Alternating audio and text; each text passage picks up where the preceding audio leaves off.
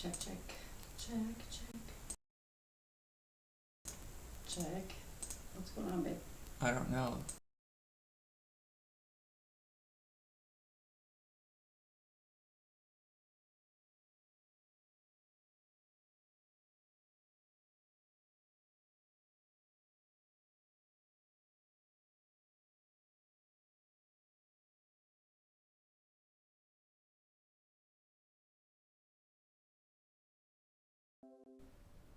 Check, check, check. Okay, can you guys hear?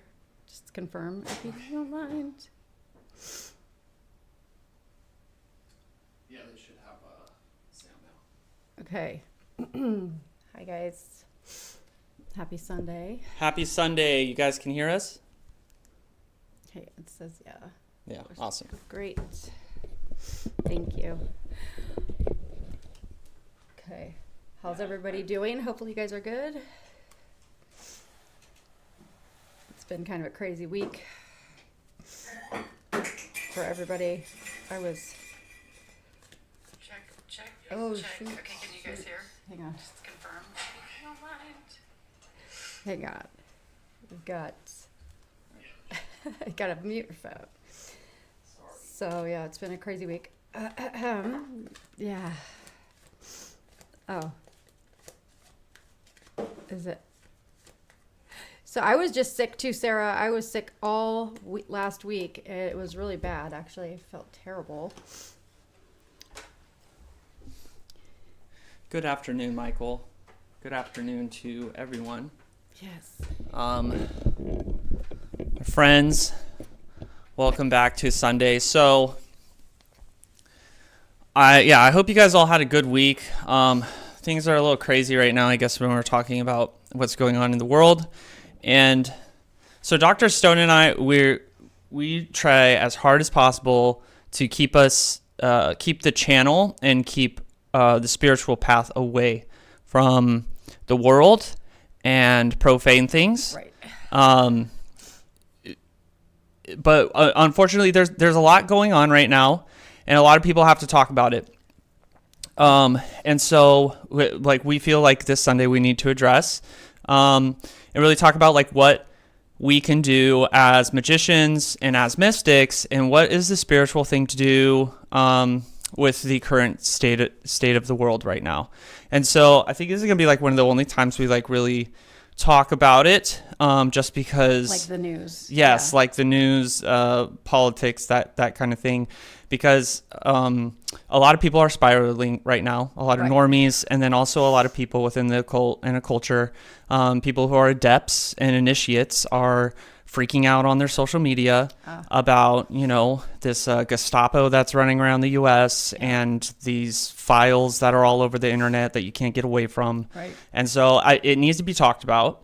And Dr. Stone actually had Sekhmet planned for this week for months. And, for a long time. And it's amazing. And it just matches what's going on. It's really nuts. Yeah. Sometimes I wonder. Yeah, but so we don't like talking about this stuff. We don't talk about it at home either, really. Yes. Because it's, what do you call it? Info hazard? Yeah, an info hazard or a cognito hazard, right? Yeah. The files themselves are a cognito hazard. And for Yeah. those of you that don't know what a cognito hazard is, think of it in a Lovecraftian sense. It drives you crazy just by knowing about it. Yeah. And then an info hazard is dangerous information. So that would be like teaching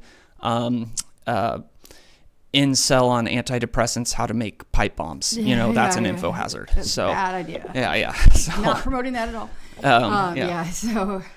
yeah. So anyways, we figured we should talk about it because I know on my social media that people are freaking out. They're realizing things are true, that were, conspiracy theories.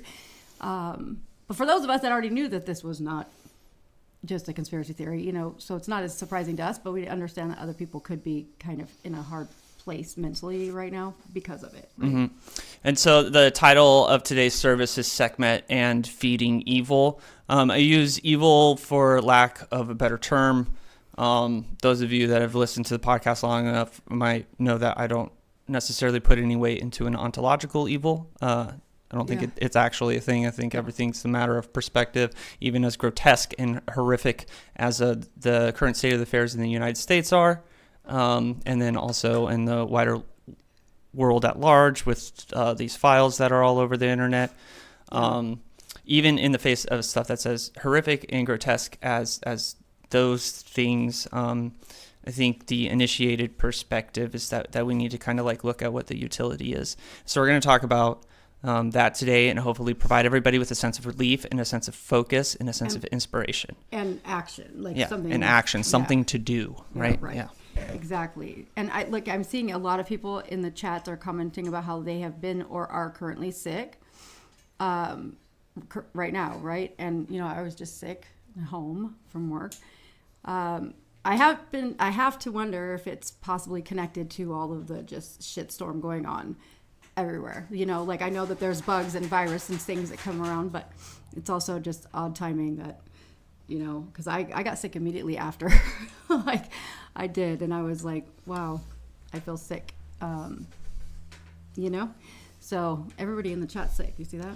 Yeah, it's been going around. Yeah, I was sick for like a month. He was. And then now everybody else is sick. Yeah, well, I just got over it. But I lost 2 pounds. That's good. So the plus side. Yeah. So the silver lining always has to be there, right? The silver lining. Okay. But so today Dr. Stone's going to be getting into Sekhmet. And then I'm going to be we're going to be doing a different solar invocation today. We're doing one from the PGM. We're going to start linking the rituals and sermons down in the description. There's live grimoire links if you want to see them, if you want to read along or save them for yourself. You can download them and use them in your own ritual context. And then, we are also live streaming to TikTok and Facebook this morning. We're starting to branch out. We've got a lot of things coming down. I've been very, very hard at work. Yes, even though the channel's been a little quiet, we haven't been uploading as frequently. I've got a lot of stuff going on in the background that we're launching right now, and I'm really excited. It's for you guys specifically, so that we can all get on the same page and work together, that kind of thing. Merlin, be the source of optimism for other people. Yes. I love you, Merlin. Yeah. You are always on point.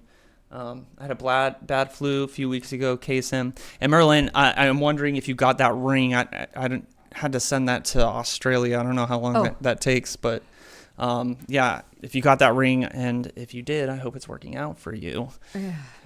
Oh, you got one of your talismans? Yes, Cool. he got a Venus ring, and I love those. I wear mine all the time. That's why my wife's obsessed with me. It's true. Yeah. I mean, I didn't know it was that. I thought it was just because you're awesome. But, I know.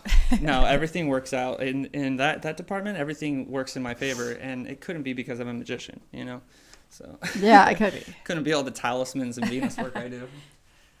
I think it's just because you're cool anyway. Yeah, just because I'm cool. Yes. Yeah, I got it soon after. Awesome. Good. I'm glad. Yeah, I hope it works out for you. I love that ring. I have my own. I think I made 6 in that batch, and I've only got one of them left. And I replaced my old Venus talisman that I made during an initiation. I replaced it with a ring from that batch, and things have been working out pretty well. I know that I'm married, but What does that mean? Oh, yeah. Yeah. Well, hey, that's even more. Yeah, no, it's great. Yeah, because- Venus likes that. Actually, Yeah. Venus loves that. Venus likes if you are committed and loyal to, your family and your women. Yeah. Right. I agree. Yeah. Currently on an antibiotic for an eye infection from doing a throat culture. I've been a nurse for 20 years, and I'm usually very careful. Oh, no. Oh, no. Oh, that sounds terrible. Yeah, I know what happened there. Ew. Yeah. It's not always, you can't always prevent those little particles from getting in places they shouldn't get, right? All right, so we're going to start with our purification really quick. We're just going to purify ourselves, clean ourselves, right? And then after we clean ourselves, we'll do a really quick guided meditation and a guided hypnosis session. And I'm going to do an experiment today with that. I'm going to use some of the post-hypnotic suggestions that we've been doing on the stream. And if you guys feel like you got into it really quickly, you noticed an effect, please let me know, because I'm currently getting licensed for hypnotism, and I would love to know I could do group hypnosis effectively. So, Yeah. Yeah, and you're Right. you only as good as what your feedback is, I know. right? Yeah. I need feedback on it. I don't know if people are pretending most of the time. Okay. All right. You know, Let's see. no one's pretending.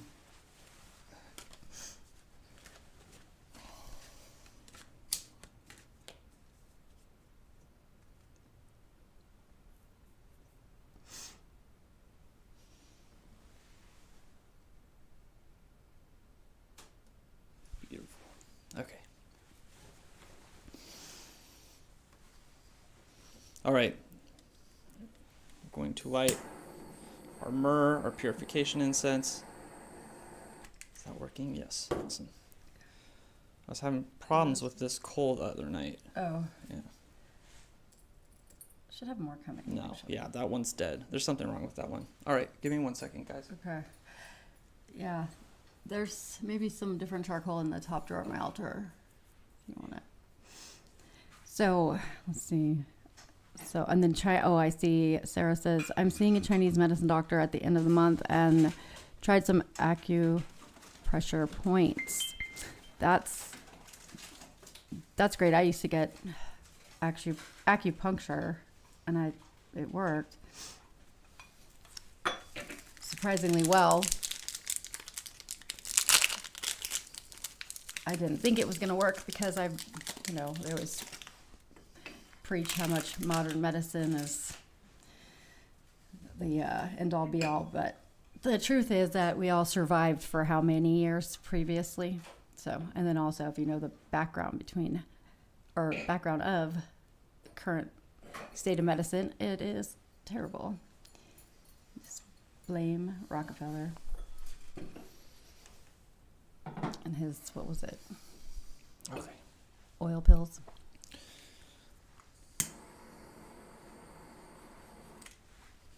There you go. I love how it sparkles like that. Yes, I do too. Pretty Sometimes it explodes and cracks. And I burned my prayer mat because one of these cool. Oh, great. exploded. Yeah. Yeah. Wow, that's a lot. Okay. Oh, great. All right. Set up the fire alarm. We're gonna wash ourselves with fire.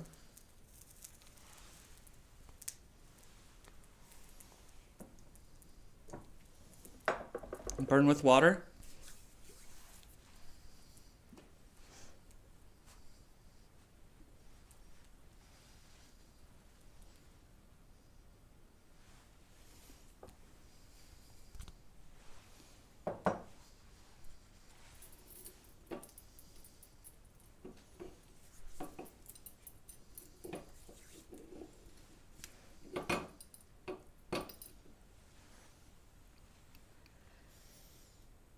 I hereby purify my will, my spirit, and my soul under the authority of the Tetragrammaton, under the authority of Allah, under the authority of the Most On High, Creator of the universe, Master of all.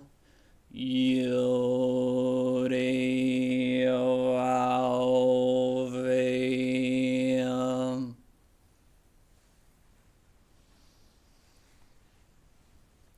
I purify your will, spirit, soul, and body under the authority of the Most On High, Creator of the universe, Master of all. I am a.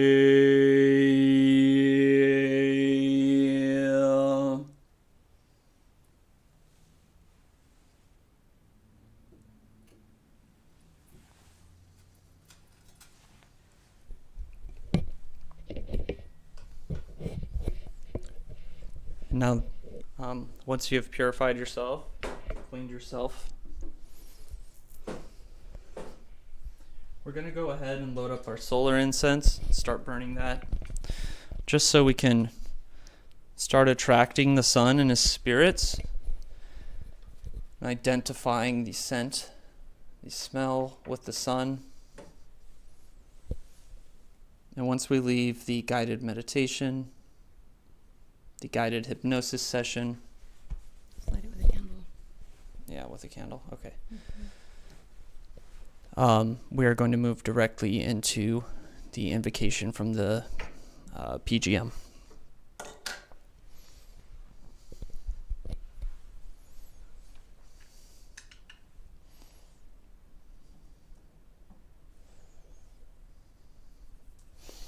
All right, and once you're purified, you can sit back, relax, get comfortable. Let's plant our feet firmly on the floor. Firmly on the floor.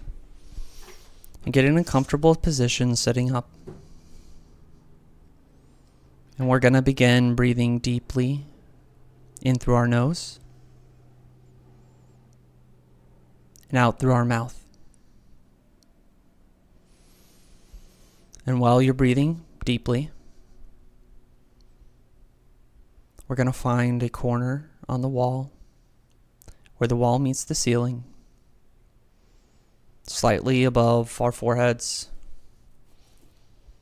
There should be a slight pressure to your eye, not uncomfortable, but noticeable. And as you're breathing in and out, I want you to notice as your body, it starts relaxing. It starts getting warmer. Maybe it's tingling, maybe it's going numb.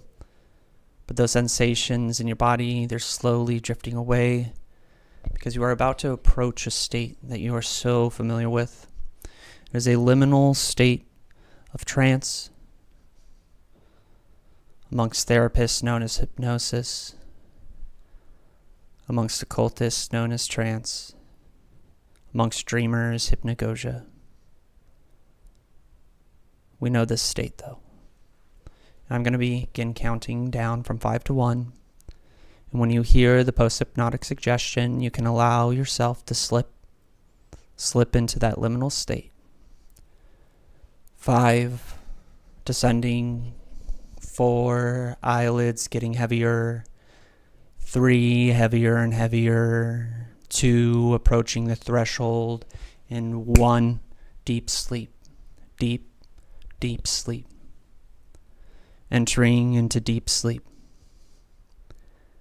And for the purposes of hypnosis and with your permission, when you hear me snap my fingers and say deep sleep, you will enter into a state of trance, a state of hypnotic trance, or go deeper than you were before. Now at this moment, your eyes may be closed. As you enter into that state of deep relaxation, the images come freely and naturally. You're capable of imagining, of visualizing, relaxed, de-stressed, breathing deeply in this service on this Sunday, this beautiful day of the sun.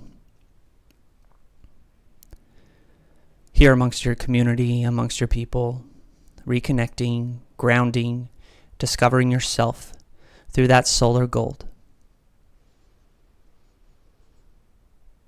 And now above your head, you can imagine or visualize, you choose which one, the sigil of the sun, a circle with a dot in it, descending above your head. And this sigil of the sun is radiating gold. As it descends above your head, you can feel its warmth penetrating your scalp.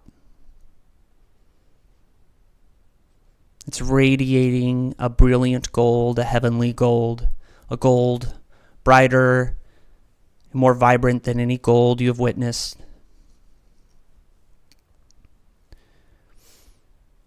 And now you can allow yourself to open the top of your head, that energy channel right up there. You're going to allow that sigil of the sun to enter through the top of your head and into that cavity in your head. And as it enters into there, it begins to pour out a liquid gold. It is warm. It's hot. And it casts light to every corner of your mind, exposing all darkness, brilliant, lit up. Your thoughts are more organized, they're clearer. You're more focused. You feel lighter.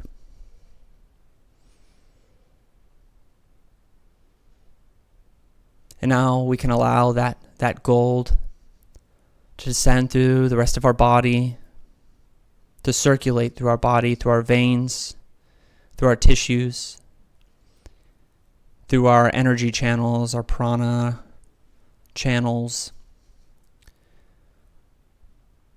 And as that liquid gold, it circulates through our body, we can feel our bodies getting heavier and heavier, more metallic, warmer.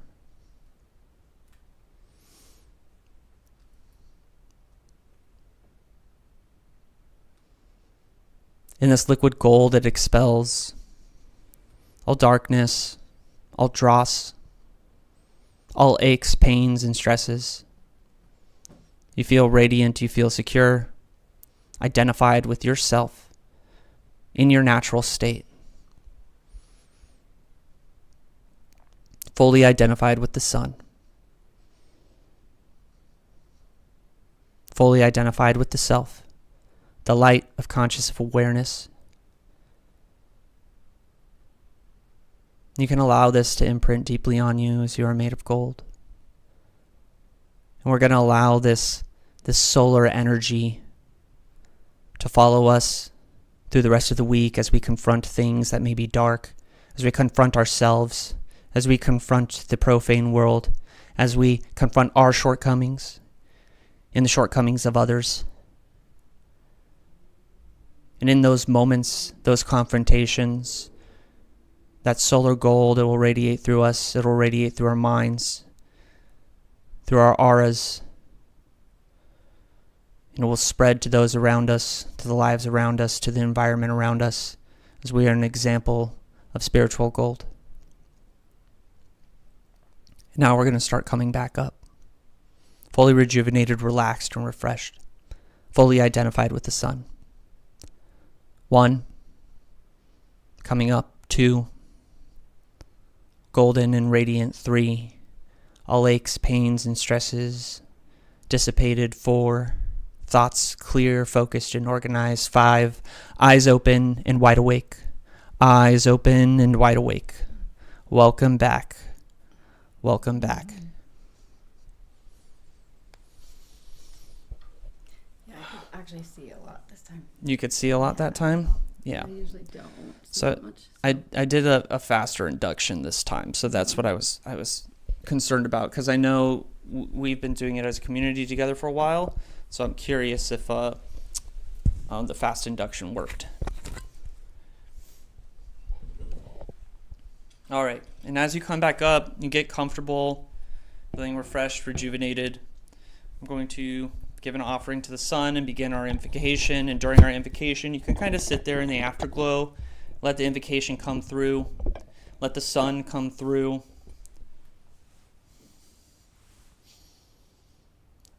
I offer this to thee, O soul, to you and your sphere, to you and your spirits.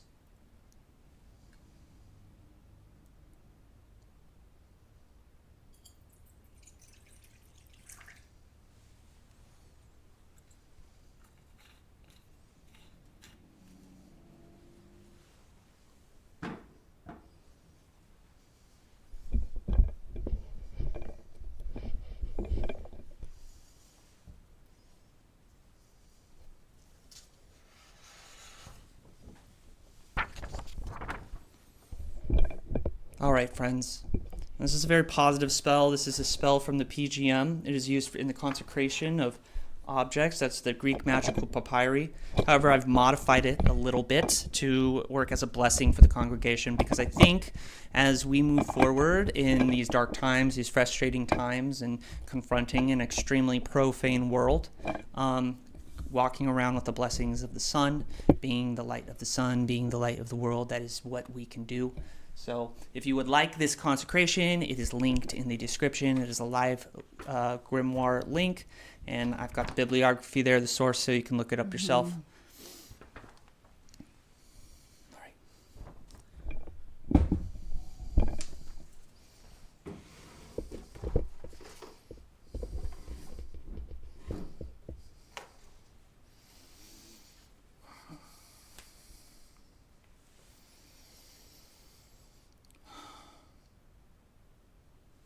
I invoke you, the greatest God, eternal Lord, ruler of the cosmos, you who are over the cosmos and under the cosmos, the mighty ruler of the sea, shining straight away at dawn, rising from the east for the whole cosmos, setting in the west. Come to me, you who rise from the four winds, Prophetess Agathos Daimon, for whom heaven has become the way of revelry.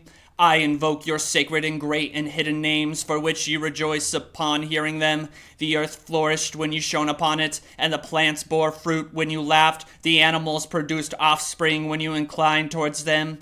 Give glory and honor and grace and fortune and power to this gathering of practitioners, which I consecrate today under that great monad. I invoke you, the great one in heaven. Ei Langhuk Palmistren Martamathas Lailaim Mosothia Sitho Pathabathia Ayatmun Alei Aebeth Abeoth, Sabeoth, Adonai, the great God, Ursinofre, Orgietes, Tothornates, Krithi, Beothi, Ayatmo Mil Mithia Longhua Akare Belminthri Banebai Chuko Chufri No Theusai Thrai Arsaioth Irunerther. That radiant sun shining upon the entire inhabited world. You are the great serpent who precedes all the gods who possess the origin of Egypt and the completion of the entire inhabited world. You who accomplished the act of procreation in the ocean. Psoaya, Phinothea, Ninther. You are the one who becomes visible each day and who sets in the northwest of the sky, rising in the southeast. In the first hour you have the form of a cat. The name for you is Pharokonith. Give glory and grace to this congregation. In the second hour you have the form of a dog. The name for you is Sophie. Give strength and honor to this congregation. In the third hour you have the form of a snake. The name for you is Amekrenebechio Thoth. Give honor to this congregation. In the fourth hour you have the form of a scarab beetle. The name for you is Senthenips. Provide strong support on this night for this congregation, for which the ritual is completed. In the fifth hour you have the form of a donkey. The name for you is Enthankoth. Give strength and courage and power to this congregation. In the sixth hour you have the form of a lion. The name for you is Bae Sol Bae, the one who is Lord over time. Give success and beautiful victory to this congregation. In the seventh hour you have the form of a goat. The name for you is Olmestoth. Give allure to this congregation. In the eighth hour you have the form of a bull. The name for you is Daetefe, the one who becomes visible above. Let all things be accomplished by means of this congregation. In the ninth hour you have the form of a falcon. The name for you is Theos Foth, the lotus having grown from the abyss. Give success and good opportunity to this congregation. In the 10th hour you have the form of a baboon. The name for you is Bispuki. In the 11th hour you have the form of an ibis. The name for you is Moroth. Consecrate this great congregation, for the good monad, from this very day and for all time. And in that 12th hour you have the form of a crocodile. The name for you is Arthoi. Having set late in the day as an old man, you are the one over the cosmos and under the cosmos. O mighty ruler of the sea, hear my voice on this very day, in these sacred hours, and let everything be accomplished by this congregation, which I consecrate under your authority and power. Truly, O Lord Kenneth, lo theos orphoeche ortelebechok aerche Rome I pereteo oae. I adjure heaven and earth and light and darkness and the great God who created the all, Sarosin, you, the one standing nearby, good daimonian, to accomplish everything for me and for us by the means of this congregation. Mote it be. So it is. Damn. That was intense. Yeah, that was a That was powerful great. one. I love the PGM spells. They're PGM's amazing. Dope. Yeah. Yeah. that was intense. I Yeah, like that. that was good. I'm about it. Very Egyptian. Yeah, very Egyptian. Okay. Thoughts. Helios-powered exorcism. Yeah, Sarah, possibly. use that. There's a bunch of there's 3 Helios spells for what you're looking for in the Greek magical papyri. Mm-hmm. You can look it up. Just Google Greek magical papyri Helios. Yeah. Was powerful, wasn't it? That was crazy. Fire. Yes. Great. All right. That was good. Take us away, Dr. Okay. Stone. Okay, so let me see. First, I gotta move some of this stuff a little bit. Okay. Reverend Doctor. Reverend Doctor, that's right. She's a reverend, I am yeah. I am a reverend. Ordained for a long time, actually, which I forget. That's a thing. Okay, so just Sekhmet is one of my favorites. I went and with my friend Stephanie to Hearst Castle a couple years ago when we went to our, coven camping trip. And there I encountered a actual statue of Sekhmet, 2 of them, that was just out in the garden, and it had been pilfered from Egypt back during World War One. And 2, he had 19 train cars full of stuff taken from Egypt and brought over to his house, mansion, castle, whatever. And I stood next to this statue, and it was just, I can't even really put it into words, but it felt a certain way, like definitely.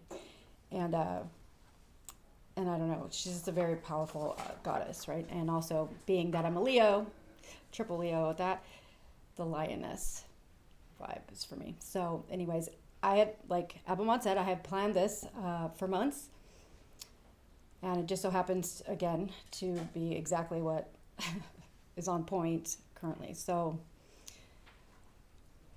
this is a sermon on containment, courage, and right action through the eyes of Sekhmet. We live in a time when suffering is no longer distant. It is posted, shared, and even live streamed. It is pushed into our hands every morning before we have even stood up. We are told that to be good people, we must witness everything, every war, every crime, every outrage, every injustice, as if attention itself were action. But the ancient world understood something we have forgotten. Uncontained witnessing destroys the witness. Today I want to speak through the figure of Sekhmet, not as a goddess of rage, but as a goddess of limits. In her myth, Sekhmet is sent forth because the world has fallen into disorder. She sees cruelty everywhere. She sees betrayal, violence, and injustice. And she does what she was made to do. She responds. But something goes horribly wrong. She cannot stop. Not because she is evil or cruel, but because she sees too much.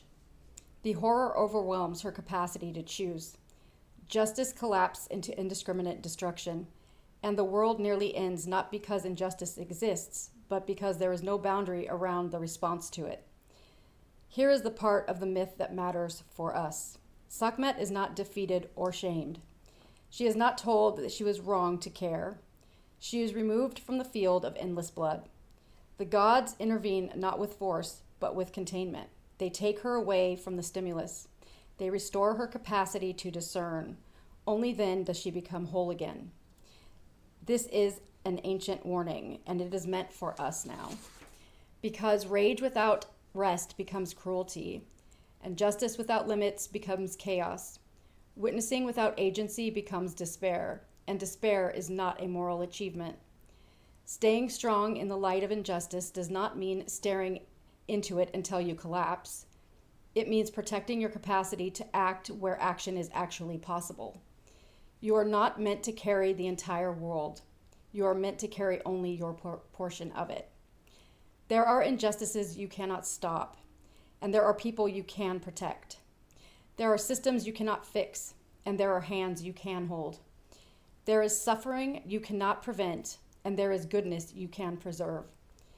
The ancient ethic is not save everything. It is do not let the fire go out. Strength is not constant outrage. Strength is endurance, discernment, and strength is knowing when to look away so that you can look longer where it matters. If you burn yourself out on what you cannot control, you become useless to what you can. Sekhmet teaches us this with terrifying clarity. So when you step back from the endless stream of horror, you are not being apathetic, you are being strategic. You are guiding the part of yourself that can still choose rightly. And this is the sacred work. Protect your attention, protect your body and your mind. Protect the people and places entrusted to you. Because injustice will always exist, but so will responsibility. And the work is not to carry the whole world. The work is to remain capable of good within it.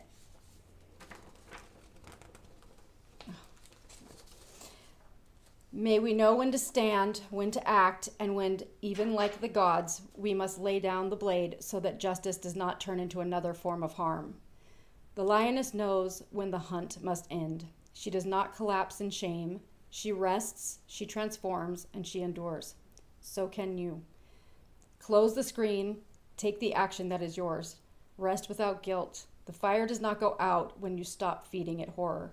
The fire goes out when you burn yourself to ash. Guard your flame, do your work, rest when you must. This is not weakness, this is wisdom. Do a Sekhmet, go in peace. So it is. Motive B.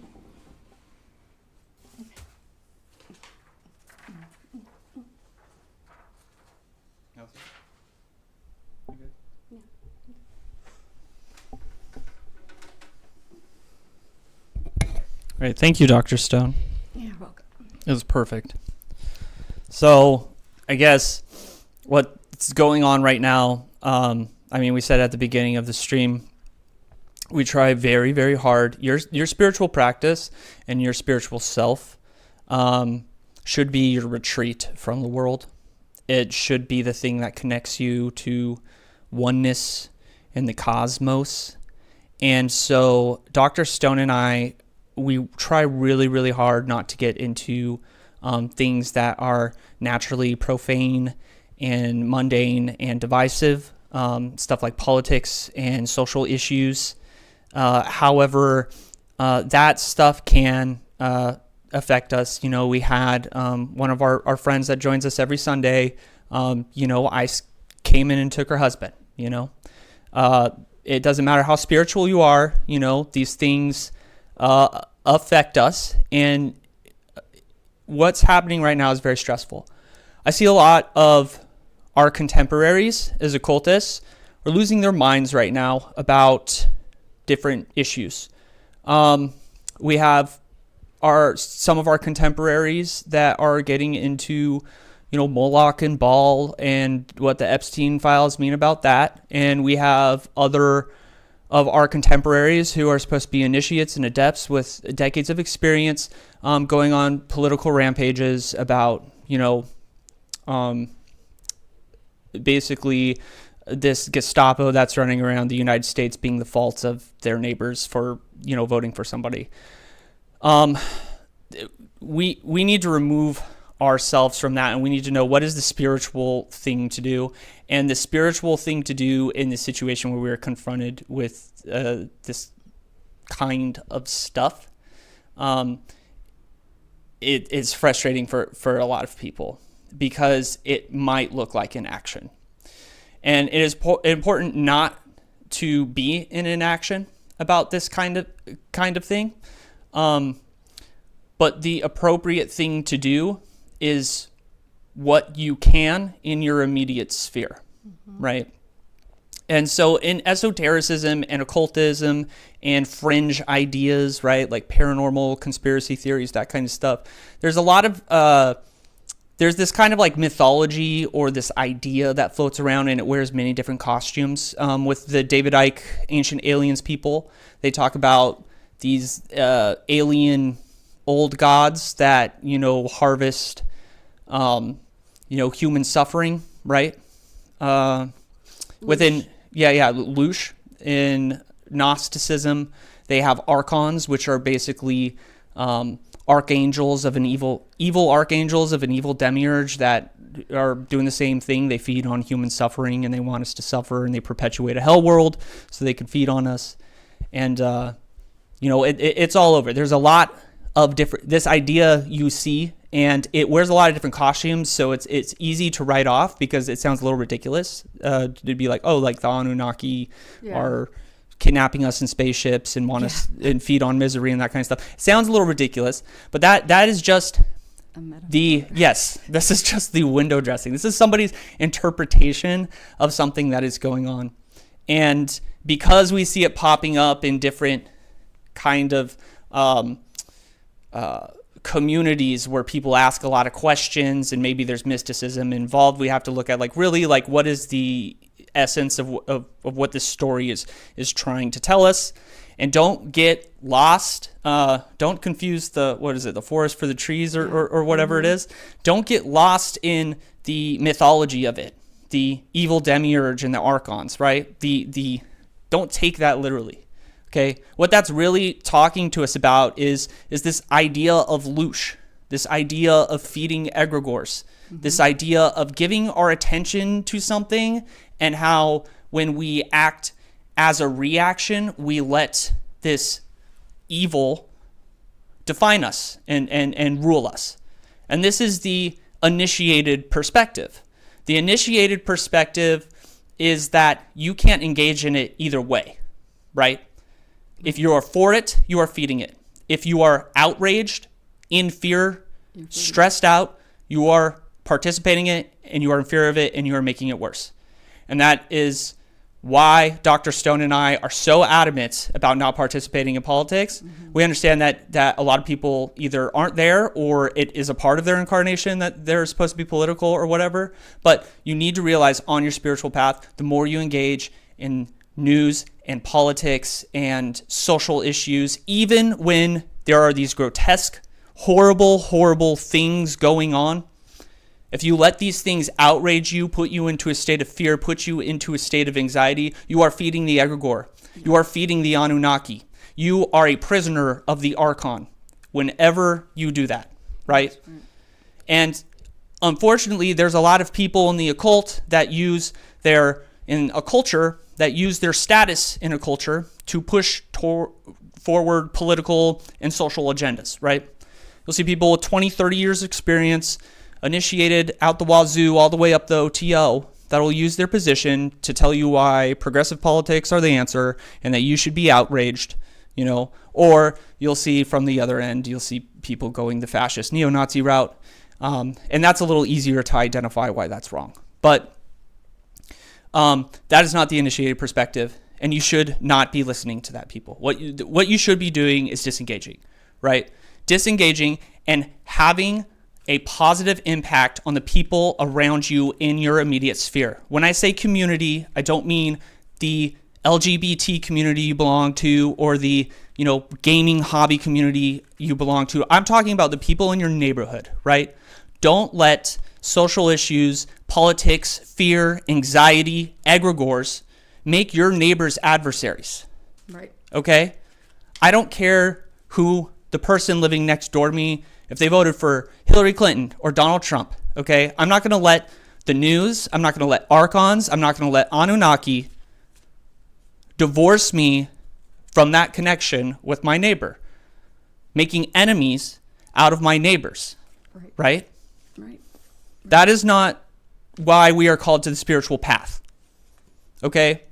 And the grotesque things that we have been exposed to recently, things that those of you that listen to the spiritual psychosis episode know that I've been saying this for over a decade now, what everybody's just coming to terms with. Something that grotesque, you know, it's horrifying and ontologically evil. I mean that's as ontologically evil as you can get. Yeah. And for my sanity and for my spiritual path, I have to look at those people as sick people that are confused. I have to do that, and it is incredibly difficult, right? I lost my mind to those people, and that's what they wanted. Yeah. And that's what they want from you. Yeah. They want you to be sick. They want you to be in fear. They want you to be disconnected, right?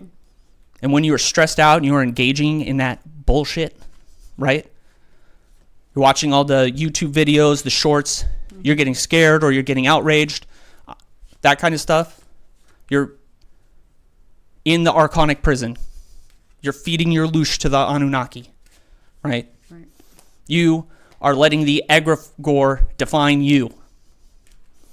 Yes. So I'm going to give us a little reading, and I know I was a little critical of politics, so for those of you that don't know, I'm a fan of a certain occultist and esotericist that is popular within fascist circles. It's a shame that that he went towards fascism, he got involved in Italian fascism in the 1920s and 30s. And it's a shame that he did because he has a lot of wisdom, but we're going to do a reading from him and Mark Stavish, who is one of the modern authorities on Egregores. And it's going to be talking about his concept. His name is Julius Evola. I would advise anybody to stay away from his politics. But he's from a camp known as the traditionalists, right? And the traditionalists are concerned with lineages, and they're a little bit of elitists, but they have a lot of wisdom when it comes to the solar masculine expressions and when it comes to the ancient tradition. And we're going to be doing a reading. Julius Evola, I think his most important contribution or I wouldn't say most important contribution, but his most popular contribution, I think he's got more. His most important contribution has to do with initiation. But his most popular contribution is an idea called Ride the Tiger, which is what you're supposed to do in the Kali Yuga. What Dr. Stone was just talking about with Sekhmet, right?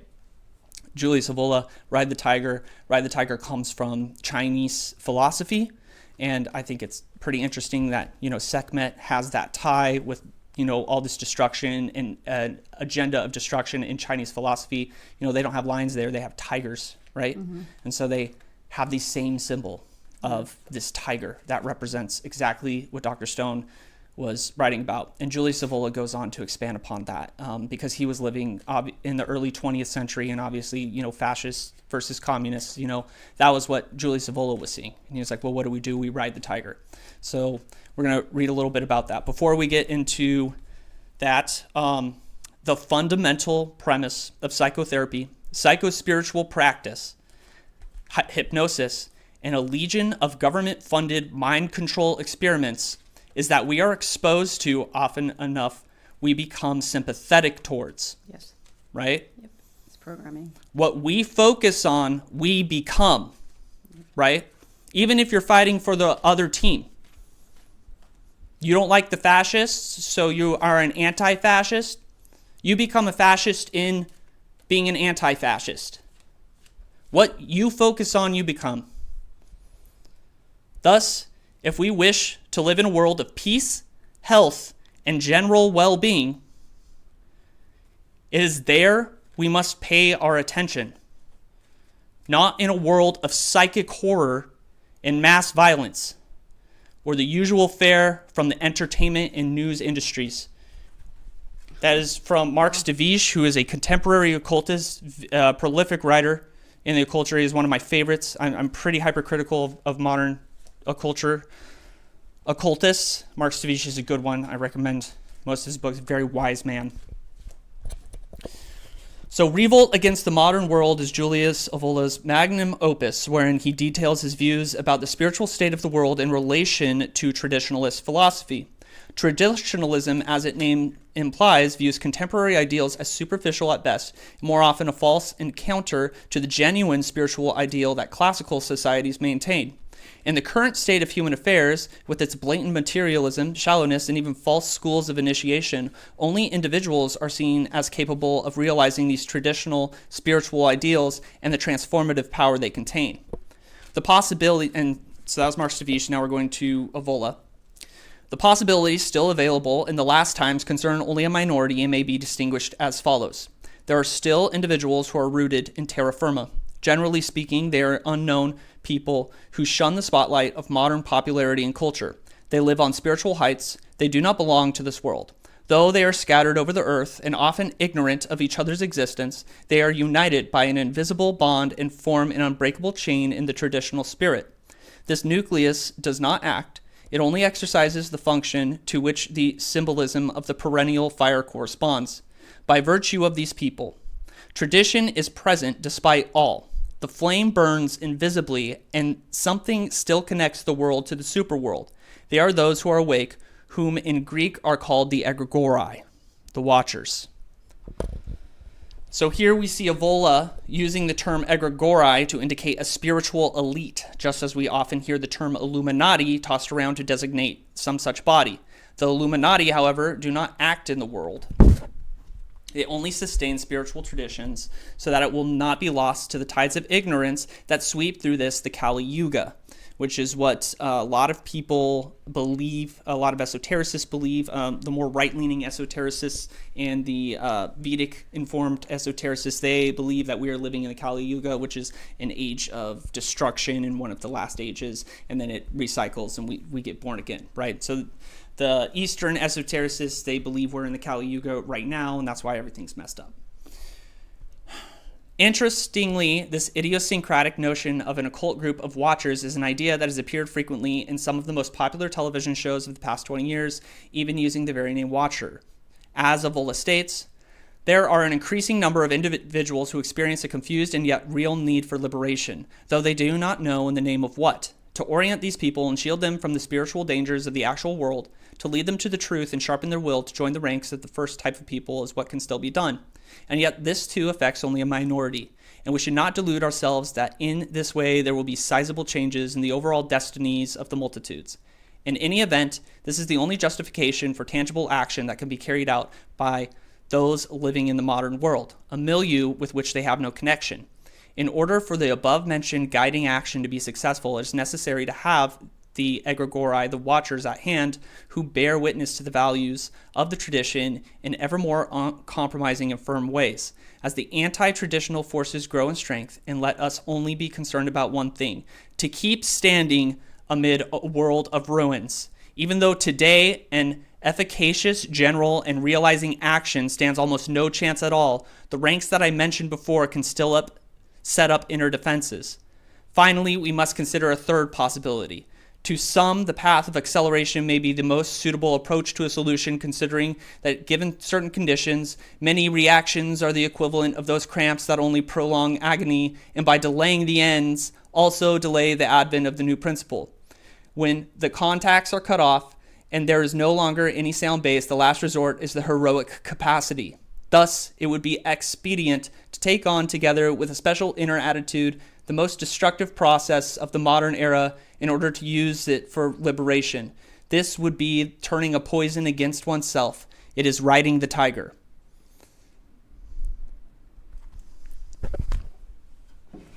So, and Evola's obviously a little bit of extreme. I do not personally recommend accelerationism or this kind of spiritual elitism that he's talking about. However, there is a lot of wisdom in what Evola is saying right there. And when we are riding the tiger, right, we are embracing where we're at, and we're letting it mold us into strong people. those. So the idea of the Kali Yuga is that many people become spiritually lost, but those who are called to spirituality, those like us that are here in this chat right now that are working on our spiritual progress, those that are called to the spiritual path during this time, we are leagues ahead of any Buddhas from past ages because we are being molded by the Kali Yuga, right? I personally don't put weight into the Kali Yuga. I don't believe that we live in a Kali Yuga, but there's a lot of wisdom to be extracted from here when we confront what we're confronting today. And to put things in perspective, this Epstein file stuff, this secret police violating human rights, kidnapping American citizens, and violating illegal immigrants' human rights, this kind of stuff. It's like it is horrible to sit here, but it is not new. Okay, this Countess Bathory was, Right. What did she do, right? Right. Oh, we want to look at this elite doing stuff with children, right? This goes all the way back to Rome. We have Roman emperors that are known for this, right? This is always happening. Always has. This is a part of the human condition. This is the profane part of the world.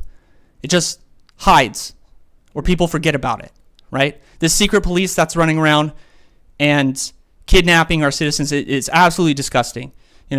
Anybody that knows me personally might peg me as a conservative or right leaning, but I have enough wisdom to know to see exactly what that agency is, and it's Gestapo. It's the SS. Yeah. It's disgusting. Yeah. Okay, and we can recognize that, but we don't engage in it. Okay, what can you do today? What can you do for the people around you? Create the world. What was Mark Stavish saying in that book? What you focus on becomes what you are. Perception's reality, right? Right? So what are you going to focus on today? With all this bullshit happening, right? And this bullshit's always happening. It's always happening. It always has in human history. But with all this bullshit happening, being bombarded by it, what can you do today? Because that stuff is in your face to distract you from your mission, from your spiritual path, which is to build a new world. Okay? Build the world you want to be in. You are a magician. Okay? Build a beautiful world for your family, for your friends, for your community. Be an example. Okay? Yeah. I mean, and there's a comment here. My wife got us quitting short form video / endless scrolling this year, which is where I get all my news from. And since we've stopped, I'm much less angry and anxious tending my garden. Yeah, that's 100%.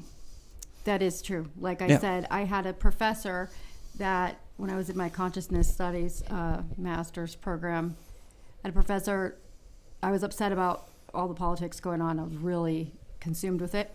And he had a meeting with me and he said, you need to stop watching the news and stop caring. And I was like, what are you talking? Like, I was so offended and angry with his statement.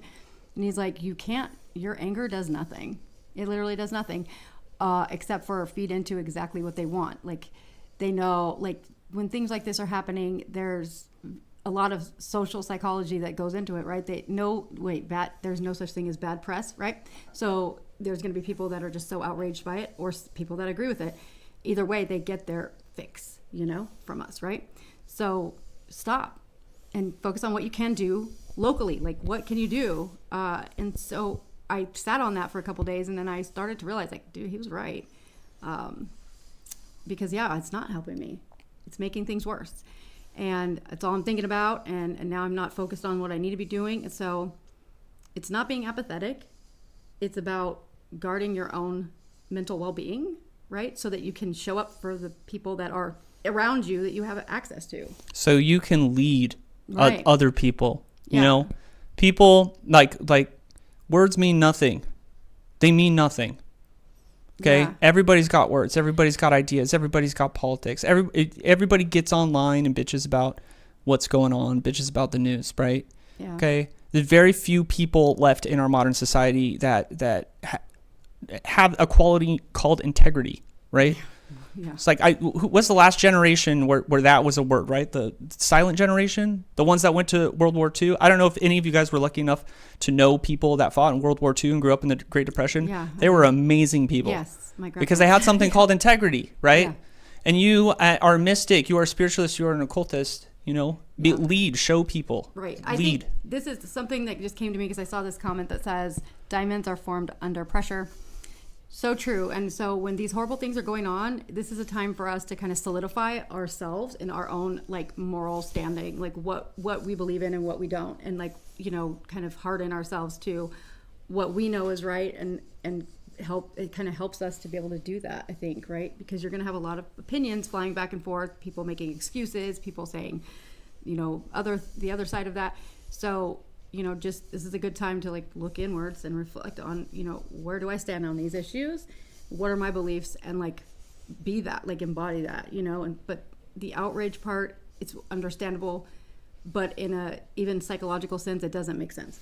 It does. It's not immediately in front of you, and it's out of your control. Yes. What can you do about it? Okay. Right. And I'm telling you what you can do about it. You can see the darkness, you can see the evil, you can see the grotesque and the horrors, right? And you can turn around and you can show up for your neighbor and your kids and your family, the Trump supporter across the street, maybe instead of olive branching it? Yeah, just like, hey, how are you doing? Like that kind of stuff. It's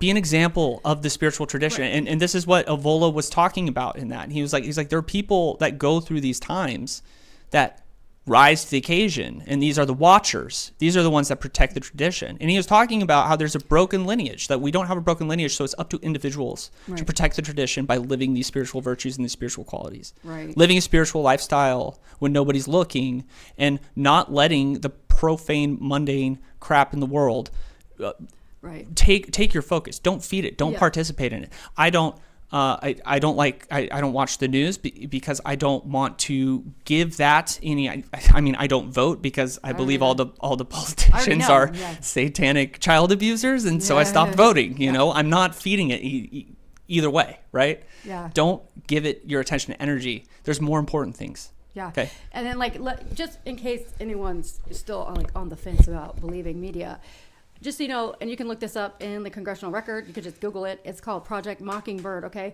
Project Mockingbird was found out from the Senate Church Committee's findings when someone complained about it, and this is a decades-long operation that is 100% still in effect. And the narrative is that we have a free press, right? A free, independent press. When the reality is that the three-letter agencies have been embedded within our media and our programming, quite literally television programming and movies and such, forever. And they've done it to switch narratives and to change up, to steer stories and to create stories when there's nothing. And you can look this up, it's there and it's admitted to, and they were busted for it, yet they still continue.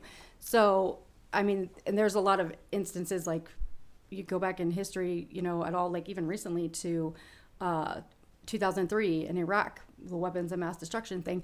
That wasn't real, but that's what we were all told, right? So you got to remember, they're always here to make us fight each other, because when we're busy fighting each other, we're not seeing how they're fucking us over. And that's the gist of it. So the only thing you can do is do what you can here. Stop hating people because they tell you to. If you have an experience, that's one thing, but if you're just going based on what you're told, that's not spiritual. That's just being a follower. It's not good for you. It is not. It's really not good for you. It's not good for the people around you in your life. You were called to something higher, and you're going to keep coming back here. This is what we believe as esotericists, right? Yeah. You're going to keep coming back here. So while you're here, you're going through this, right? While you're here, you're going through this. Make this the incarnation that you learn to overcome. Yeah. The archons, the Anunnaki, the Egregores, whatever the hell it is. Make this the incarnation you learn how to overcome. So the next time you come back here, you don't have to deal with it. And look at this. Right? Yeah, and I had pulled just 3 cards when you were giving your speech right now, and I got the World, the Page of Wands, and then Awakening. So yeah, it's that's what you can do. Is you can awaken to the fact that really it's not in our control on a wide scale. So pointless to fret about it.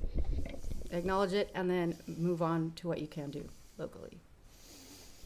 Yes, Pancake McSmallbig says, who watches the news? Scared people. Keep them scared, keep the ratings up, feeds into itself. Yep. Yes, 100%. And we intuitively, we've learned this as a society in the past few decades. I think like now everybody just understands this innately. But one of the interesting things that I'm seeing is that now independent people are learning this. Content creators, right?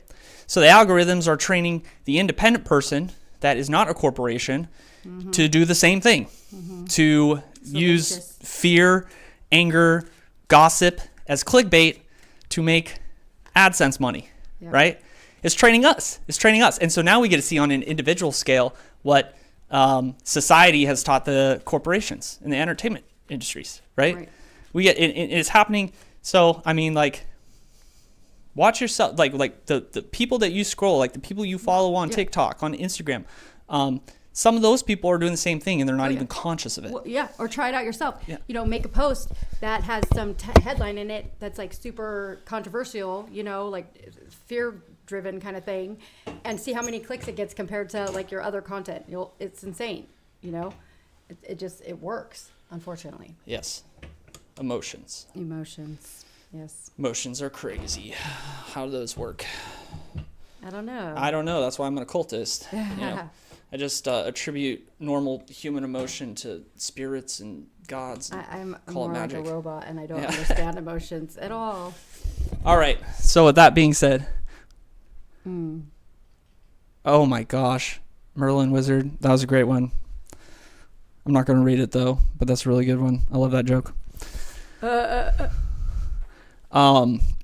All right, so we're going to move forward with the astrological forecast. There are a few. At the beginning of the week is the moon's aspecting everything all messy for the first, I think, today through Tuesday. So I would kind of just like cool it on any practical magic if I was planning on doing it.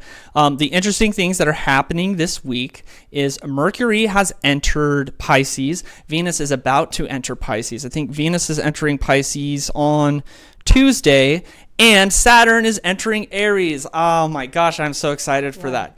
What?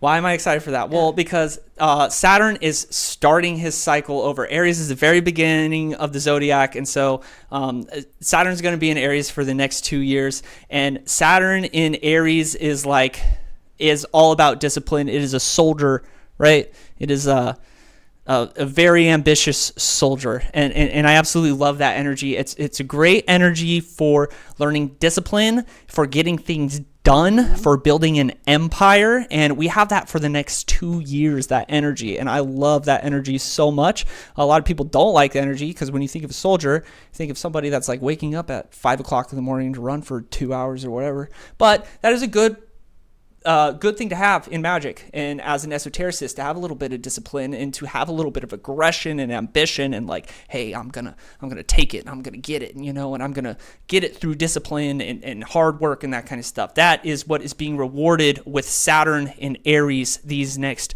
2 years, and it's the beginning of Saturn's cycle too. So it's like if we work with Saturn in this capacity over the next 2 years as Saturn moves through the rest of the cycle. We're doing it in harmony over the next 2 years with Saturn. As he moves through the cycle, we get rewarded for what we do in these next 2 years with Saturn. When it comes to discipline, we got that soldier's kind of mindset, right?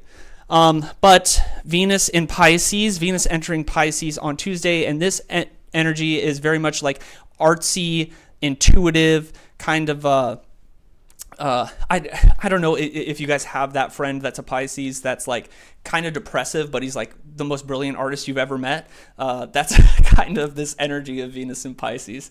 After that, we have, we got that. Okay, yeah, and then Mercury. Oh yeah, that was it. So Saturn is entering Aries on Friday, which gives us a great time to work with Saturn as he enters his first full day in Aries is going to be on Saturday, his day, right? And there's a lot of good aspects that night. We have the moon is going to be sextile with Saturn, which is good. I like that. Working the moon and Saturn together is always very positive. Mars is going to be quincunx with Jupiter. Jupiter's still in retrograde, but let's not kind of like worry about that if we're going to be working on that night. Mars is going to be the planet that's associated with Aries in this context. And then we have Venus is going to be trine, which is good aspect with, or no, Mercury is going to be trine with Jupiter on Saturday and Venus on Saturday. So we got some good stuff happening that night.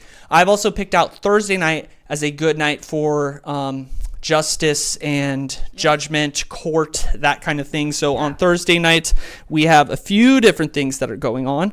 The lawyer, which is Mercury, he's going to be in a Jupiterian decans, right? And then Mars, who's going to be the aggressive get stuff done, is going to be in the decans of Mercury, the lawyer, right? So the lawyer is in really good aspect on Thursday night, and it's Jupiter's night, and Jupiter is going to be in harmony with Mars on that night. So I would definitely recommend Thursday night if you want to do any legal, justice, judgment, that kind of stuff. Thursday is going to be a really good night. Balancing the scales kind of stuff. Yeah, balancing the scales kind of stuff. But there's a lot of lawyer energy in that, right? So that's how that's going to be focused. Whereas like Jupiter, he is normally kind of like the judge.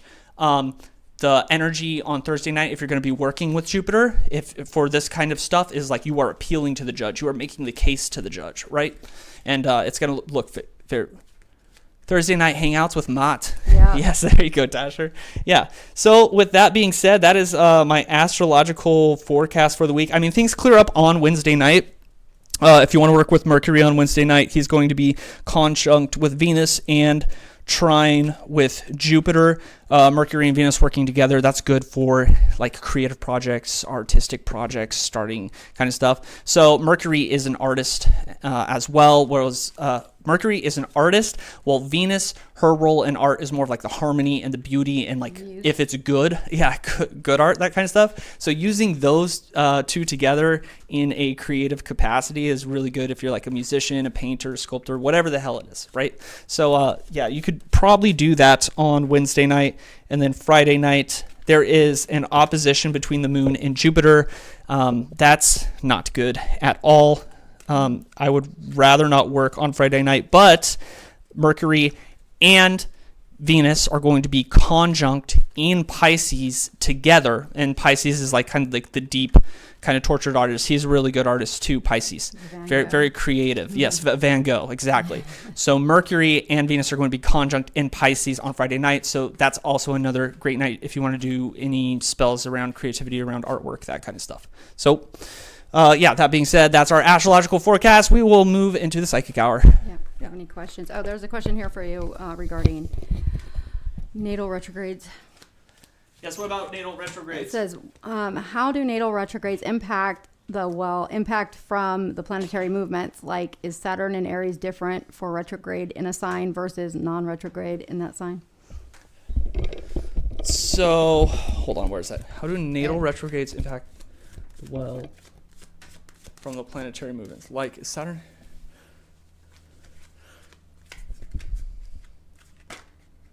Oh, gosh. Okay, so a retrograde is basically like the planet is under stress, right? And so the way that we view planets in astrology is that they're kind of like friends or whatever.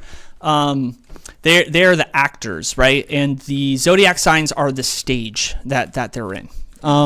And so if you can think of when a planet is in retrograde, that actor or that person or that friend is under a lot of stress, has an intense workload, right? So things can go wrong. They can drop the ball. They can get a little overstressed, a little overworked. And so you want to be sensitive to planets that are in retrograde.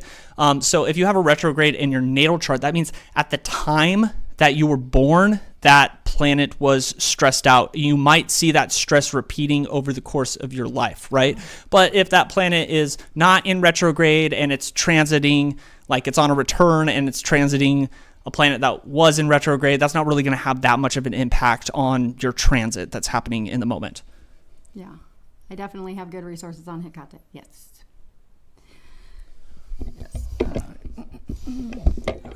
Yeah, so if anyone has any questions for tarot or just psychic, or I don't know what to call it, channeling, etc., I don't know. Let me know.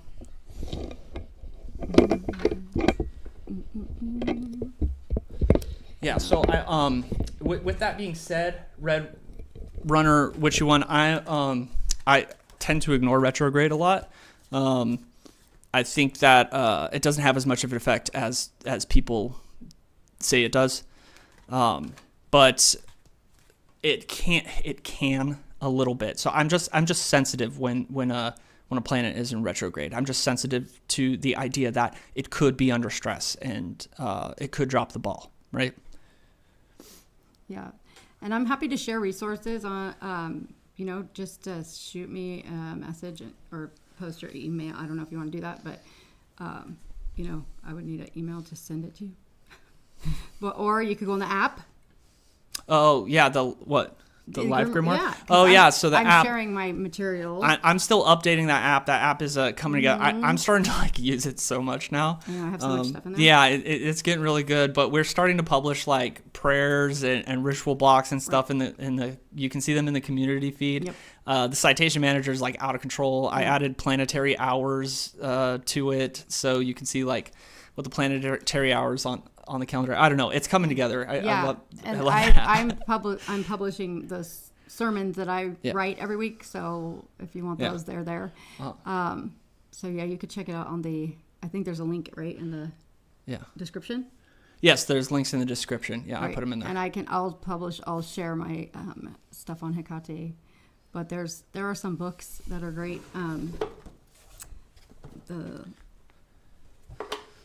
Sarah wants to know how she can heal her etheric body. Instantly, I'm going to our method in my head, but let's give Sarah a reading and see what the cards have to say.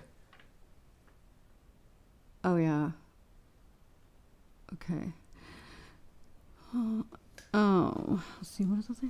Okay. Question. Although I've been making good progress in Gnosis, I feel a block somewhere. I have a hard time localizing. I think there is something meant to understand to be able to move forward. Let's give him readings. So, yeah, we all deal with this, by the way, this situation. Where Yes, it's like something's blocking, right? It's always my... This is his big thing. Like, I'm not sure why exactly, but I just get frustrated. it's usually... I mean, I don't think that it's necessarily that you have to get it before you can move on, but maybe the focus on not getting it could be something that's holding you back. Yes. But it will just come to you like when it's supposed to, right? And I know that's not a fun answer. Yeah, that's what she always tells me and always frustrates me about it. She's like you need to go and stop trying to and just letting it. And that's always she tells me that all the time, and she's always right, but I always hate hearing it from her. I hate it. Always I'm just like I know, I get it. Okay, I get it. It's the same thing every time. Because I'm just more like my thing is like whatever, it'll come. Like the more I think you focus on trying to get the answers, the less likely you are to get them. So you have to just, and I know that's real hard to do though when you're trying. So let's see. Yep. Mm-hmm. This is Sarah. How can I heal my etheric body? Oh, okay. What's standing in the way of the universe whole? All right. Yeah. Okay. So Okay. Six of Swords is where it's going. Mercurial. That's good. Oh, that's well. I mean, where it's go. I mean, what do we know about Sarah? Sarah's taking the LSAT, right? She's got a Mercury right there. That's where it's headed. Mm-hmm. Six of Swords. That's good for a lawyer, right? Yeah. I think you're headed there. Sorry, I did this on your etheric body, but I was like, wow.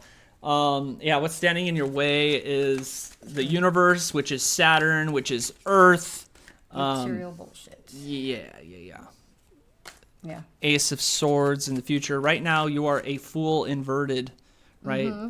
So what is going to heal the etheric body? I would say, okay, so me and Dr. Stone have a convoluted process we use to diagnose people's light bodies and kind of heal them.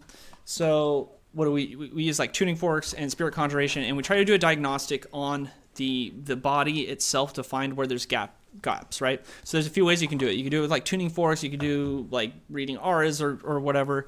But we like to do it with spirits. So if you're comfortable enough with it, you can let a spirit inside your body, and the spirit will tell you like how it got in and that kind of stuff. Right. Yeah. Like crazy story. Okay. Right. Yeah. Crazy story. This is seriously just happened recently. Yeah. When we went to get married in Sedona, right? So, I had done a channeling session, right? Uh-huh. Where I did that, let like a spirit in, And in that session, it said something about me having like a opening in my neck area, right? Yeah. And whatever. Okay, like I don't know. Did I get that information really? Like I was not sure, because who knows how this works. But we go to Sedona like a month later, and I get one of those, tchotchke like spirit photography things done on my aura, and guess what it shows? It shows a gap right in the spot where the said, djinn told us. And I was like, are you fucking kidding me? It was Like weird. that was really weird because it was exactly where it said, and at the same size too, like all of it. And I was just like, what the fuck? Yeah. That was nuts. I don't know if it's still there. I have no clue. But yeah. Yeah, I don't know. We have to do another diagnostic. But so you run the diagnostic, you figure out like where in the etheric body and the light body the problem is. So there's a few different methods you can use. You use the New Age methods like the Reiki and the tuning forks and all that kind of stuff. Or, if you can use a trusted spirit, and it will tell you, how it can get in and that kind of stuff. And then that is going to get segmented to a sphere, and then you're going to initiate into that sphere, and that's a long process. But when you initiate in the sphere, then the sphere is going to throw all the stuff at you that you need in order to heal that. Like it's going to put you through the trials. What I got right there standing in your way is the universe card, and the universe card is a Saturn card. So if I were you, I would probably run a diagnostic and try to figure out if Saturn is or that energy is what you're supposed to be working with, right? Yeah. Saturn can be a lot of things. Saturn can be Kronos. There's a lot of deities tied to Saturn. You can use Hecate for Saturn if you want. She's tied into it. Yeah. Isis and Osiris are tied into Saturn. You can use them too. But that would be the kind of like path that I would go towards when I'm trying to heal the etheric body or the light body or whatever. Yeah. So, and then also, Sarah, about the tuning forks, I have them too, and you don't necessarily need the activator. You can just hit it on the palm of your hand, like on the hard, like kind of mound on your thumb here. You just smack it on that, and it'll work depending on the frequency of it. But if it's a little bigger, it will still vibrate. And that's another good way to diagnose too, because if you run it over, like yourself, and when it stops vibrating in a spot, when it goes kind of silent, then you know that that's like a spot. Yeah. So we like to use it. We like to use a bunch of different methods just to like confirm. Yeah, exactly. So we use the tuning forks. We'll use the spirits. We'll do the aura readings. Like we'll do divination, like all kinds of stuff. And if it's like ringing the same on everyone, then we're like, okay, like that's how we're gonna attack it. Yeah. And then there's a question here about. I have a question just in general. Do you guys do any astral travel work? Not on purpose, usually. Yeah, I don't on purpose, but it feels like it happens. Man, I swear. I used to for the first few years of my occult journey, I spent a lot of time with astral projection because that's usually what the 19th century people say that's the skill that you need. Like when you're starting out, you need to develop that skill. I found that skill heavily intertwined with lucid dreaming.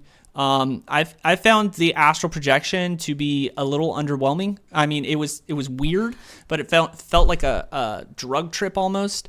It was strange. It felt like a combination. It felt like a fever dream, right? It felt like I was like lucid dreaming, but I was also awakened on drugs. It was very, very strange. And it was an underwhelming experience, and I refocused myself towards lucid dreaming. Astral projection and astral work is one of those things that you need to consistently keep practicing. I'm rusty at it. I can't just like sit down and do it again. But it is definitely, it's helpful if you're trying to interface with spirits and entities to meet them kind of halfway. Yeah. For me, it's really difficult because when I learned what it was, I was like, oh, I've been doing that forever, like since I was little. So to me, it's not a big deal, right? You know what I mean? It's just something that happens, and I could do it at will, basically, whenever. Because I just dissociate all the time, and that's why, that's thanks trauma. Yeah. But yeah, it doesn't seem like that big of a deal to me because it's just something that's always been a thing. Well, yeah. So you can the astral projection techniques are going to be the same as the sleep yoga techniques, are going to be the same as the lucid dreaming techniques, and there's the body vibration, the hypnagogia, and that's why on the podcast I talk all the time about hypnagogia. That's what I'm talking about. And the reason I got into hypnosis and dream work and that kind of stuff was because I was trying to find an easier method for people to do astral travel because that is it takes a lot of really consistent practice, and then the experience itself is underwhelming, right? So, Yeah, I mean, you can do the Monroe tapes. You know, those help. really Yes, fast. exactly. Like Monroe tapes, binaural beats can kind of like put you in the same place. But I have the workbook for the Yeah. for the gateway process. I have it from the CIA Yeah. released files, and it tells you how to do it step by step. You know, if you want it, I'll send it to you. So what the question, making good progress in Gnosis, I feel a block somewhere. I have a hard time localizing. Yeah.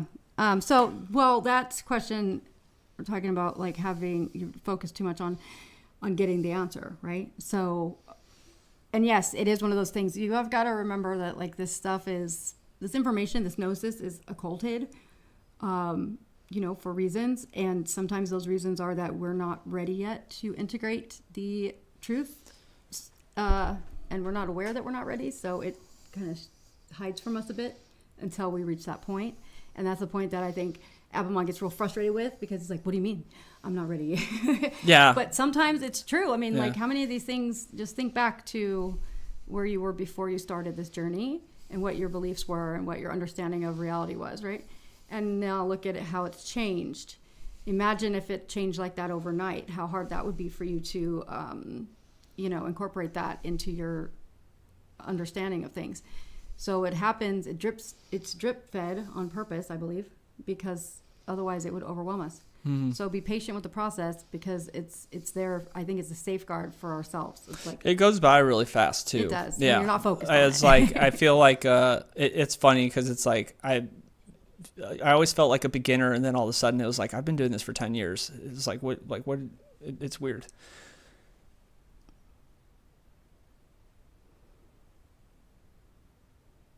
Okay. I had to let go of what I thought was my true will because my ego was wrapped up Yep. in it. Now I'm waiting for more spiritual instructions, so life feels halted. I'm blaming Saturn. Heard. Easy. Yeah. Yeah, and then mugwort is supposed to work for vivid dreams, and so it sounds like it is, according to Michael. Yeah, mugwort in my pillowcase. It works very well for more vivid dreams. Yeah, there's a lot of things you can do for vivid dreams. I love dream practices. Interesting. I dissociate too. That's okay. Heard that. Interesting. I dissociate too. That's the first time I heard someone say basically made me laugh a bit. Oh, about astral projection? Yeah. Yeah. It is, I don't know, a little underwhelming, but it is a useful skill. There's times in my practice where I find myself returning to it, where I'm like, you know what, I'm gonna boot up the astral projection machine again and do this in ritual, but Yeah. it does take like a month or two of consistent practice in order to get myself back to the place where like I feel like I can do it. You're trying too hard. Yeah, exactly. You're trying too hard. Yeah. So you got to just go there. Like it's just, Yeah. just go. Like I don't know how else to It's put that. it's because I get blocked. Let yourself Like I try to let myself go, and that's probably what it is. I'm using the word So- try. I try to let myself. I get to the place where my body is like vibrating, and like it's vibrating and it's tingling, and Yeah. I know I'm like on the other side of this. Is the out of body experience or whatever. And I'm just sitting there. I'm like, come on, like, like I'm like, take me. Yeah. So I don't know. I don't think it's that. Sometimes it can be like that, but sometimes it can just be a mental visual image. Do you know what I mean? You don't have to feel like the bodily sensations, but I think it's our own criticism of ourselves. Like, oh, I'm just imagining this. Yeah, It's going to be a huge block for everybody because honestly, that's what it is. At first you're like, I'm just imagining this. This is just my own brain creating these images, creating this stuff. Yeah. But you can test that, right? You can test Well, yeah, it's weird because it feels almost like a lucid dream, but then it's got this like Coraline kind of like mirror world quality to it. Yeah, kind of like. Yeah. So it says, and then now Red Runner Witchy one says, wonky things happen in the astral sometimes for real. Okay, so in the book, the workbook from the CIA that they use to train their agents in astral travel, it says do not make contact with any entities you encounter because you can take them back with you to this realm. That's a warning in big bold letters, like prints on the end of one of the pages. And I was like, what the hell? That's great. Yeah. What? Okay, cool. Noted. I won't do that then. So yeah, I would say maybe follow that instruction. I don't know why they would say that. Makes me wonder if something happened, but yeah. So you're right. I guess I haven't had that happen to me, thank God. But it does. I also feel really tired afterwards. After astral travel stuff. I feel like I feel like I not sleep rested in any way, shape, or form. Like I'm more tired than I was, the night before. So not free friends. No. I don't know, man. I kind of. You're like, I want to do it because they said not to. I'm friends with more jinn than I am people. True. That's probably true. Yeah. People are hard. People can be difficult. Yeah. So I'm wondering how fetch is. Well, I got a lot of people friends, man. I just summoned a lot of jinn. I have like 1 friend, 2 friends, 3 friends. Like not a lot. I got a handful of friends. You've got a whole myriad of friends. Yeah. Yeah. It's when we social. When we first started dating, we're like walking down like the main street where all the restaurants are and stuff. People are like stopping me and I'm like flexing on her. I'm like, yeah, I'm Mr. Long Beach. I'm the mayor of Long Beach. You are for reals. I know. I was like everywhere we went on our dates, someone would be like, "Hey," and he'd be like, "Oh, that's my friend. I got to go say hi." I was like, "Jesus Christ, dude. You're like almost a celebrity over here. It's crazy." Cosmic crabs. I love Merlin's sense of humor. You got my sense of humor, Merlin. I'm too nosy not to interact with the entities. I know, right? I would be. So radio. Yeah, same. Thanks for the extra push to release. Similar profile to Wizard in some regards. I remember what you go about being time obsessed. Yes, had seen that heron over the lake that day. Oh. Well. Yep. Wow. Wait. That heron? Do you remember? I remember you saying something about that. What was that? Yeah. So anyone else have any questions? What time is our interview? Okay, yeah. Well, our interview's at 3. Okay. So, yeah. We're interviewing somebody for the podcast at 3. So we're going to give it like about 10 more minutes and then we got to go and get ready for the podcast. Yep. Yeah. So, but hopefully this today addressed some things that maybe some of you all were feeling or hopefully stressed out about, it's very difficult. It's very difficult. It took I used to this kind of stuff used to drive me insane. Literally. It was like I think up until like 2016, and 2016 is when I finally started living my life in a way where I didn't feed it, right? But before that, politics and the news would get me stirred up like once a year. I'd freak out because they're telling us we were going to get bombed or somebody was doing something. On the last Christmas live, they're saying, I do, yeah. I remember that. That's crazy. But yeah, hopefully find some help. It's a very difficult thing. But I find that's why I'm always recommending to people to go volunteer or get into service, because that is how I remove myself from the social media news cycle. It's like when I got to go pick somebody up from the airport because they just flew in from New York and are going to rehab, right? I go to the airport, I pick this person up, and I just got to make sure that this guy doesn't, smoke crack while I'm driving him to detox, right? And I when that guy gets in my car, I don't know who he voted for, I don't know what he believes in, I don't know anything about him. All I know is that I'm helping somebody, right? And that it takes me out. I have happiness in my life because I am out in my community and I'm helping people. And I'm grateful for that. That gives you a lot to be grateful for. I always, when somebody at the behavioral health center calls me and they need a ride to a doctor's appointment or something like that, I'm grateful in that moment. I say I have gratitude. Thank you for calling me.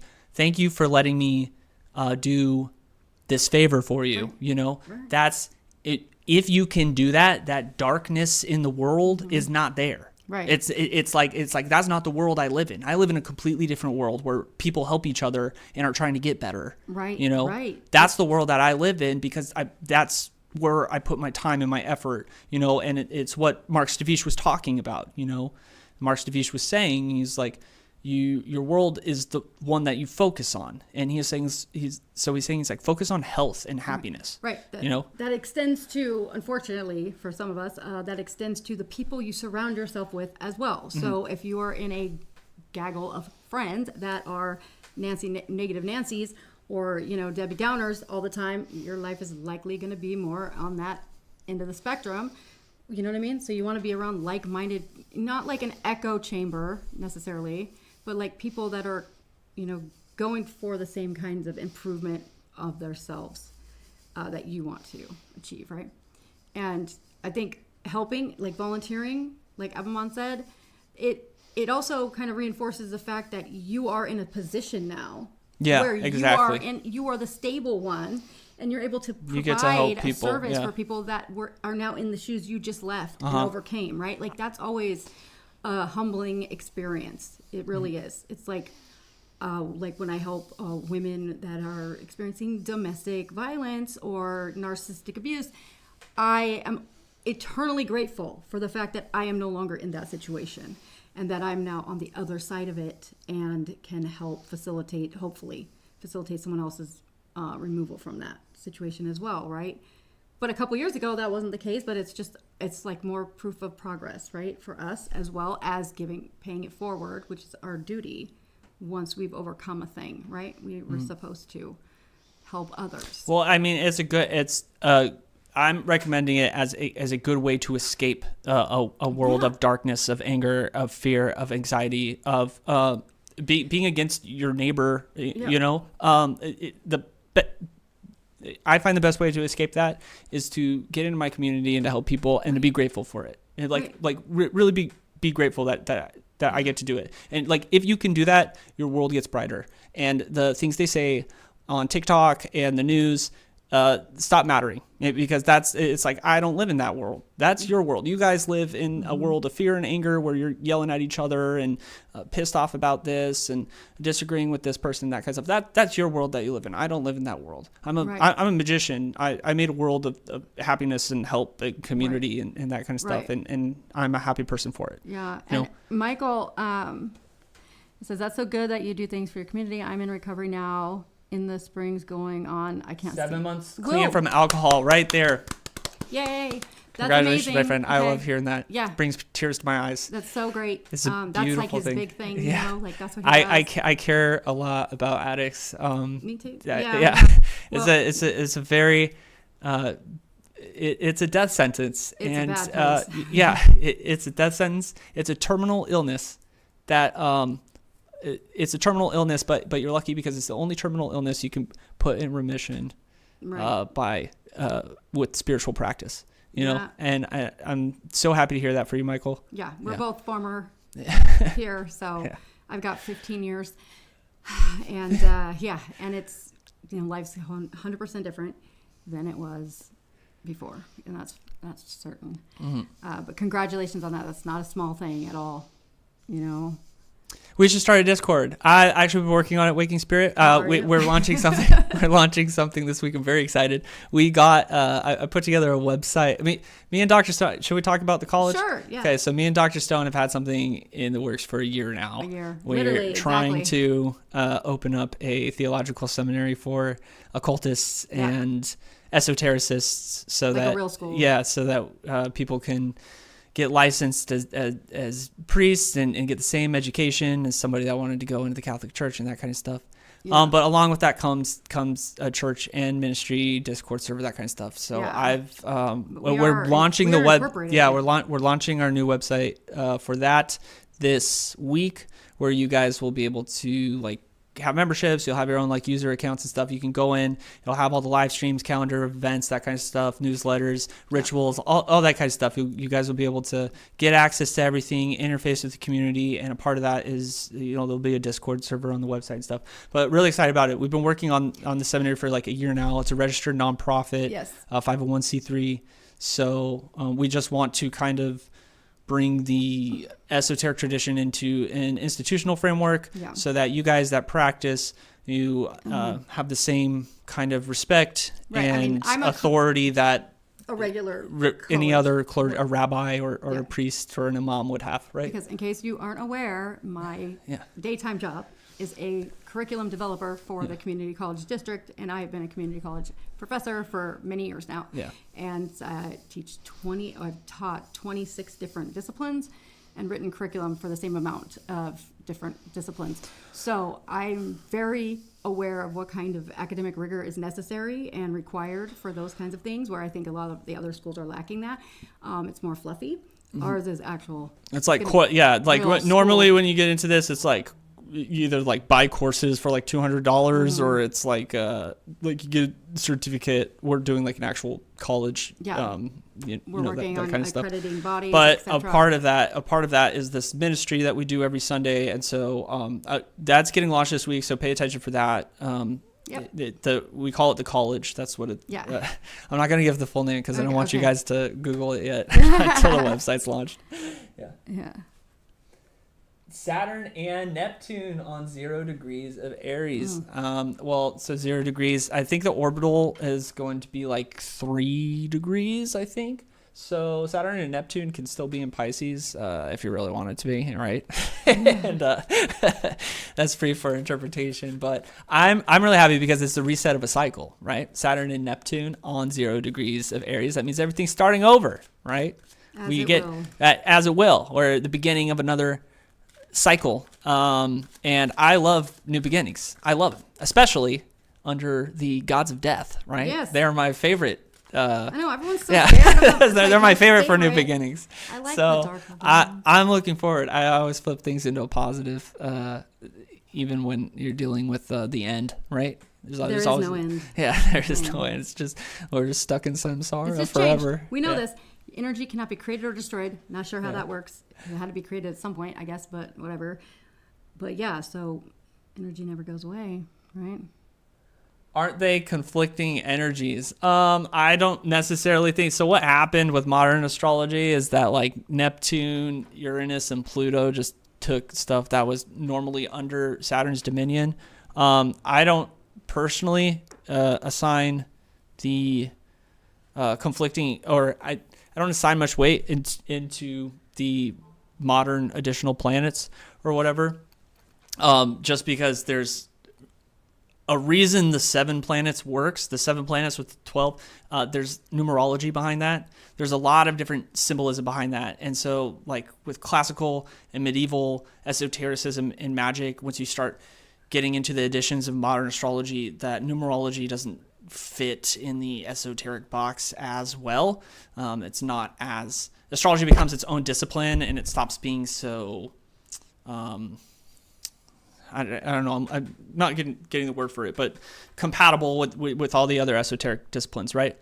That being said, as magicians and esotericists, conflicting is, we should be able to hold paradoxes, both things as true, that kind of stuff, right? Yeah. So there's this comment here. I've seen some courses, I'm assuming, $600 to $1,000 for some course for mid stuff. Really happy you guys are doing it. Okay, so we're aware of this, and Yeah. I've taken some of those just to see what they're about. And I'm gonna say, no shade on anybody, but like, it's not great. Like it's stuff that you could easily find for free. Well, yeah. online, So like- the thing that happens there is that usually comes from career occultists What does or that mean? career occultist, a culture, right? I am an occult. I pay my bills by writing books about occultism, Oh. selling courses, and doing tarot readings or whatever it is, right? Yeah. So these are people. They're motivated to sell these courses for $600 to $1,000 or $2,000 or. Yeah, but then what do you get What- from it? yeah. Do you get a degree? Do you get licensing? What is it? Yeah. Is it just the knowledge that you're gaining? I mean, that's a lot of money. Yeah. So so these people are set up as like independent businesses or like Sole proprietor. yeah, business, sole proprietors, that kind of stuff, right?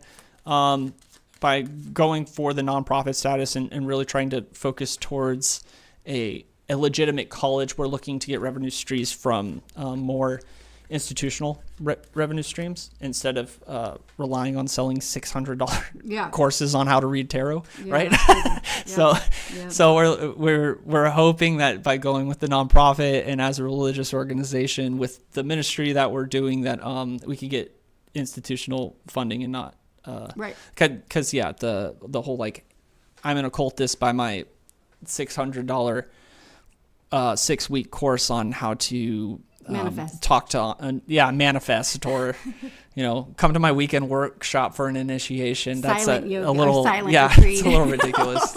like what a Yeah. like can I just say for a second, like those things cost a ton of money, right? But what are you doing? You're going somewhere where you can't talk, so like nobody's talking. Like that's genius, like honestly. But Dude, not- I'd pay not- good money for silence.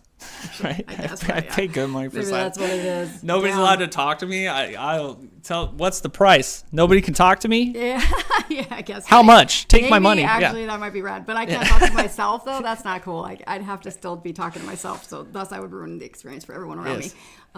me. So not for me. But yeah, so okay, we got to get going. All right, yeah, we got to get going. Thank you guys so much for Okay. joining us. Hopefully, it's the springtime. The altar's changing a little Yeah. bit. We're launching into the spring. Things are getting positive. Let's Yay. like move forward. And we, if you haven't already, start using Live Grimoire. It's amazing. It really is Yeah, good. it's really I mean- good. And then the college's website is getting launched this week, and Yeah, I'm trying to learn how to cast fireball, not manifest. Laugh my ass off. exactly. Yeah. Straight up. I'm gonna need to go find like a Chinese dude in like Southeast Asia. Learn how to cast fireballs. Yeah. Yeah. Lambo entry fee. Yeah.